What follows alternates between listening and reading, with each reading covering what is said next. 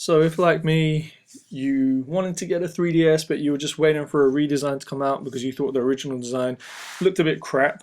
I mean, even the black one, when I heard that there was going to be a black one involved in the launch lineup, I thought, okay, I'll probably go for that one. But then they took the black one. Not only did they make it all shiny, they added little sparkly glitter on it. I mean, who the fuck wants sparkly glitter on their handheld console? Come on. And then the design, a lot of people I know didn't like the way the clamshell when you closed it, the top of the case was sticking out more than the bottom. And of course, the big thing they missed out on, they didn't put the right stick on the console. Instead, they released Circular Pad Pro, which attached onto it. It needed its own battery, and you know, companies themselves, even the makers of Metal Gear Solid, Konami, came out and said that without that right stick, the game isn't going to play as well. IGN said with the right stick, the game is pretty damn good. Without it, it's almost impossible to play. Pretty much any first-person shooter is going to be impossible to play without a right stick. So everyone was looking forward to E3, thinking, you know what, maybe they're going to announce this new 3DS, especially with the buzz a couple of days before where everyone was saying, oh, it's a given, they're now going to announce the new 3DS design. Everyone thought for sure it's going to have a right stick.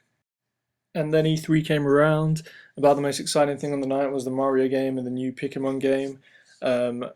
Unfortunately, everyone seemed to agree quite unanimously that it was a pretty poor year for Nintendo. They had the worst of the three big companies when it came to their E3 performance. Reggie came back out and continued to talk to us like we're a bunch of morons and he's a zombie because he talks like this. He says a whole sentence and then he takes 35 seconds to let us digest what he's just said. I just don't understand why the guy talks like that. I don't understand why they constantly have him present. He seems to slow things down, makes you want to fall asleep. But a lot of people admitted that it was definitely a missed opportunity, especially with the Wii U coming out. And there was no 3DS XL announcement. But need not worry that there was no announcement of a redesigned Nintendo 3DS, because just a couple of days ago, Nintendo revealed the 3DS XL. Everyone's initial reaction has to have been, where the fuck is the right stick? I mean, I just don't understand. Nintendo, on their own website, say the Circle Pad Pro is a new accessory for the 3DS. You'll never play the same again. And they go on to say how it's more accurate than ever before with additional buttons, and it gives you a whole new way to control the games. So why the fuck would you not want us to have this whole new way to control the games when you redesign the console and release a brand new one? I mean, you can clearly see on the right hand side they could have either moved the buttons down or up a bit, and they could have fit a right stick in. Why would they not include this right stick? It is shocking. Do they really think that people want to add the Circular Pad Pro on the right hand side of it, like with the 3DS? Do they expect us to go out and buy an attachment to make the XL 3DS even bigger? And it's just fucking baffling why they wouldn't include this right stick. It just doesn't make any sense. Why would you redesign a console and the main thing that game fans have been asking for you to add, you don't add it? Are they going to look to make more money by releasing another Circle Pad Pro XL edition? It's just absolutely ridiculous. I cannot understand why they wouldn't include it, especially with first-person shooters being so popular at the moment, especially with, there's new Metal Gear Solid games coming out. I mean, why are they limiting this stuff? It doesn't make any sense. And then we come to the design. How the fuck did they manage to do this? I was expecting them to release something like when they redesigned the original DS. The DS originally looked tacky and plasticky, just like the 3DS. However, they went ahead and they redesigned it. When they released the DSi, it had a matte black finish to it. It looked really good and felt solid, felt like a value product. But instead, they go and they release this. It looks tacky, it looks plasticky. If you just take a look at the select, home, and start buttons, they look even worse than what's currently out there. They just look like big plastic buttons. It seems like the words big and plastic were the two words that were given to the designers of this machine. It just looks absolutely terrible. I've been waiting so long for a nice looking redesign. First of all, they leave out the right stick, and then they make the whole thing look plasticky and like crap. I mean, I really don't know what else to say in regards to the design.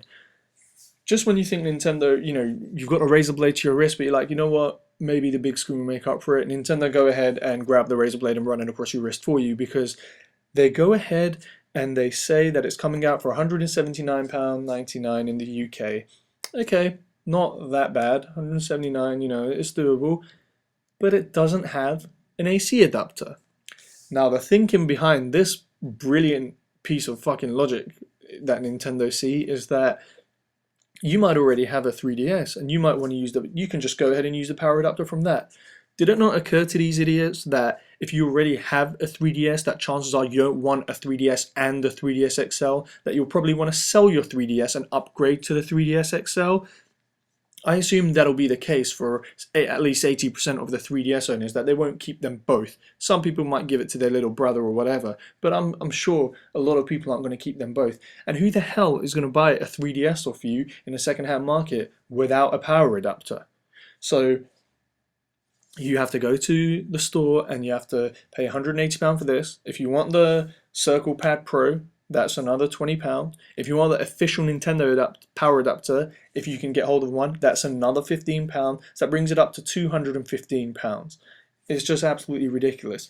And can you just imagine on launch day you go to the store, they don't have the official Nintendo adapter. If anyone's ever tried to get hold of official Nintendo SCART lead, official Nintendo component cable for the Wii, these things are so hard to get hold of. I'm sure they won't make the same mistake with a power adapter for this, but can you just imagine they sold out? Here you go, sir, go home, play it for 6 hours and then stare at the fucking wall until we get an adapter in stock. And another thing, there are so many dodgy adapters out there. For anyone who's ever bought a third-party power adapter, they can go faulty or sometimes even mess your console up. Very rare occasion, but you hear every now and then that it's happened where your handheld catches fire because you've used a tacky £1 adapter that you found on eBay. However, the problem is if you try and track down a 3DS power adapter, it's so hard to do. Type it into Google. You need to go to the 4th page of the shopping search results until you get an official one. Everyone before that is made by different companies that you'd never heard of before. Even on Amazon, you cannot find a new boxed one. I went on amazon.co.uk, looked at the first 4 pages, not one of them was made by Nintendo and new. There was a couple of second-hand ones, but that was about it. So I really don't know what to say with this. I'm going to continue waiting. I think the design is tacky and plasticky and looks cheap. They've not even included the right stick. It doesn't look like you hold an iPhone in your hand, it's got that silver finish around the edge where the aerial is, and then it's got glass finish design. You hold even the DSi, it feels good. You hold a PSP, it feels good. This thing just looks like plastic and it looks cheap, it looks tacky.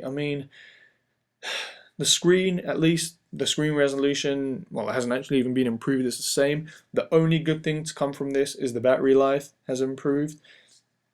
You would think that with the screen being 90% bigger than before, that the battery life would suffer, but the battery life has improved. Realistically, a lot of places are reporting you'll get about 3, maybe 3.5 hours out of it realistically if you're playing on this thing.